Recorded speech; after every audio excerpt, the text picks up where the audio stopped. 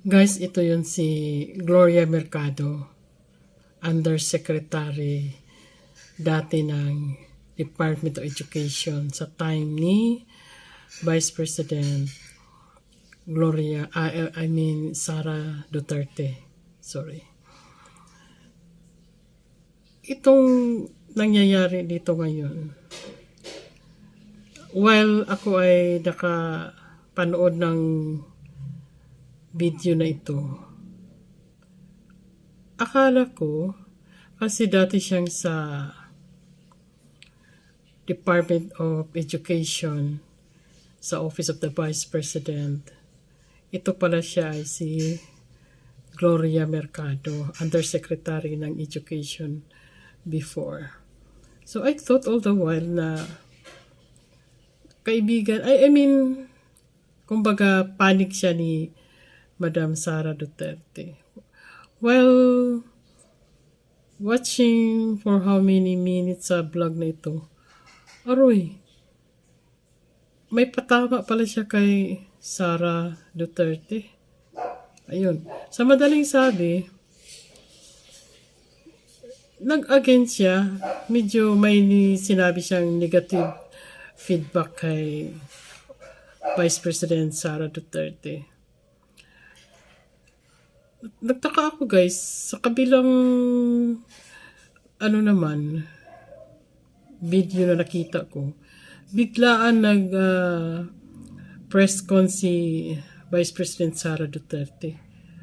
Kasi, in fairness naman dito kay Gloria Mercado, hindi niya sinabi ang totoo talagang nangyari. Ito pala ay na let go sa kanyang office, kumbaga pina-retired siya na mag-retire na lang kasi may nagawa siyang mali. Mabuti na lang hindi siya dismiss. Sa madaling sabi, may ginawa pala itong kabalbalan, yung hindi magandang gawain ba. Alam nyo guys, muntik na rin akong mayari noon sa aming kumpanya. Kasi mayroon akong kasamahan nga, sinabi niya mag-solicit daw kami. Tapos, pero personal namin gagamitin yun. Gagamitin namin ang pangalan ng aming kumpanya. Tagal ako nag-isip ba? Kung gagamitin natin yung ating kumpanya tapos sa ating sariling interest, malagay tayo dyan ng self-interest sa ating kumpanya. Masama yun, hindi yata dapat. Mabuti na lang guys, hindi talaga namin ginawa yun. Kung mag-solicit tayo, pangalan talaga natin ang ilagay, sabi ko sa kasabahan ko. Kaya yun ang nilagay namin. So, awa ng Diyos. Diyos ko naman, yung kumpanya pa naman namin, yung mahirap ka makabangon. Hindi ka talaga makabangon pag nagkamali ka. Mabuti na lang nag-guide pa kami ng aming anghel. Hindi talaga nangyari yun guys. Kaya nga, kung huwag kang gumawa ng masama, just follow the rules sa inyong kumpanya para hindi ka magkasala. Yun. Itong ginawa ni Gloria Mercado, biruin mo guys, nag-solicit siya sa isang private company. Solicitation letter. Ang ginamit niya, ang pangalan ni Madam Sara Duterte. Sa isang private company. Natural, nag-solicit ka tapos pangalan ni Vice President Sara Duterte. Katanggap noon ng kumpanya na or agency na pinagbigyan mo yung solicitation letter. Akala talaga nila si Sara Duterte ang nag-solicit, diba? Pero ikaw ang gumawa. Without the knowledge of Vice President Sara Duterte. Unfair yun. Binuin mo magkanong amount? 16 million? Oh. Nagulat talaga si Vice President yan. Nag-solicit ka, hindi mo pinalam sa iyong head kay Vice President. Anong ibig sabihin yun? Yan ang nakikita namin ngayon sa mga social media. Yan ang nangyari. At ngayon, kumbaga, bakit hindi ko maintindihan. Ikaw pa nga yung nagkasala. Excuse, kasandali. Ikaw pa yung nagkasala ikaw pa yung parang naninira ka kay Vice President Sara Duterte. Sana wag naman ganun. At pangalawa, yung ginawa niyang mali. Mayroong teacher item sa Region 7 sa Cebu City. Kinuha ni Gloria Mercado, siya pa rin. At ginamit niya, dinala doon sa Home Office Manila. Binigay niya ang item na yon sa non-teaching teacher, yung teacher item, sa kaibigan niya. At ginawa niyang kanyang assistant yata sa office niya. O, diba? Siyempre, yung taga Cebu naman ng mga teachers, bakit nilagay sana dito? O, pangalawa yun. So, nangyari tuloy, ang ginawa ni Sara Duterte, talaga, kumbaga, nilit go niya talaga. Kasi, marami na siyang ginawang mali. O, diba? Marami na siyang ginawang mali.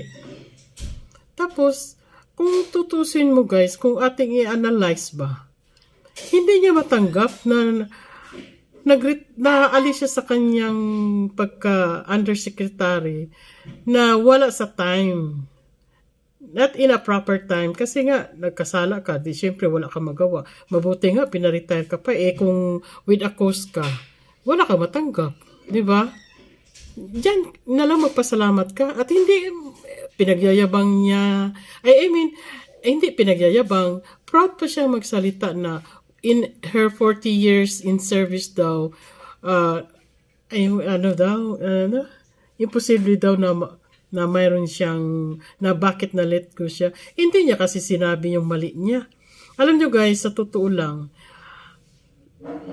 habang tumatagal ang iyong service, panunungkulan sa pribado man or sa publiko, diyan ka yung tawag nito, diyan ka ma-measure, diyan ka masukat kung hindi ka ba talaga mayayanig sa mga tentasyon. Nagawa mo yung mali, instead na mag-retirable ka na, nagawa mo pa yung mali. Di ba? At masakit sa kalooban mo yan, kasi sabi mo, 1 year na lang sana, mag-retire ako ng compulsory. Nagkamali ka nga Tapos hindi mo malit go, tapos ngayon, parang mag-risk back, para ka pang, tawag nito, parang gusto mo pang, gumanti ka. Naku. Sana, sa katandaan ni Gloria Mercado, ka na lang sana, tawag nito, pahinga, nanahimik ka na lang, at pasalamat sa Diyos, at inabot mo pa yung 40 years in service mo, yung pagkakamali mo, pinagsisihan mo na yon. At saka, still, a friend of our Vice President, ngayon, pumasok ka pa sa Senado, at doon, siyempre, mga marites, kung ano nang pinagsasabi mo, ginamit ka na naman ng kabila, para nga ipin down si Sara, hindi ka naman para reliable, credible, kasi marami ka rin ginawang mali. Paano yan ma-justify na ikaw ay tunay na talaga nagsasabi ng totoo, ikaw rin pala ang mali. Kumbaga, sabi nga nila, scammer ka din pala. Ay, naku, Diyos ko. Tapos, lumalaban ka na, hindi ka naman preparado. Kung nagpagamit ka lang, akala mo, yung mga tao na sa paligid mo, iyon na yan. Kung hindi ka nila magamit, iiwanan ka talaga. Ganyan ang sa politika, ganyan ang tao, kahit kaibigan mo. Pag hindi ka nagamit, wala ka ng silbi. Tinan mo ngayon, ngayon, hindi mo sinabi na ganun ang ginawa mo. Anong sa akala mo ng mga tao na kapaligid dyan sa Senado na akala mo ikaw ay, ipaglaban?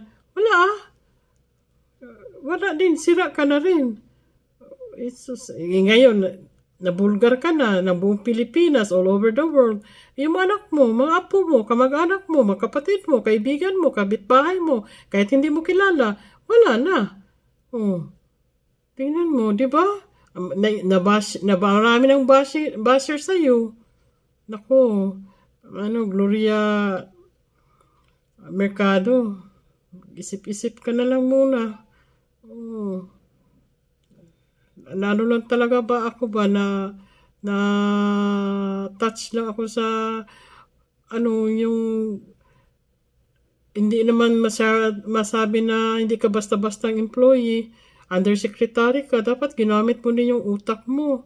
Kung mo nandyan ka na sa Senado, nag-part-time ka ba dyan or ano bang ginawa mo? Tapos ngayon, pinag-anuhan ka lang pala kung anong masabi mo. Ngayon, mayroon kang nasabi na gano'n. Akala naman ng mga tao dyan, okay ka talaga, ganito ganyan. Gumagawa ka pa ng eksena. Ngayon, nagpa-press con bigla si Vice President. Sinabi ang strike na ginawa mo sa kanya 2 beses. Yun lang. Kaya nahuli ka. How about yung time na hindi pa si Vice President Sara ang kasama mo, the previous administration? Ano kayang ginawa mo? Ayan, nagtatanong lang po. Di ba? Kung mali na. Manahimik na. Huwag nang gumanti. Ngayon, tingnan mo, ang daming basher sa'yo. Diyos ko, hanggang dito na lamang po. Thank you for watching. Please don't forget to like and subscribe to my channel, Mother Marin Vlog. Sana si Gloria Mercado mag-subscribe din sa akin para kaibigan ko na rin siya. Thank you. Bye-bye.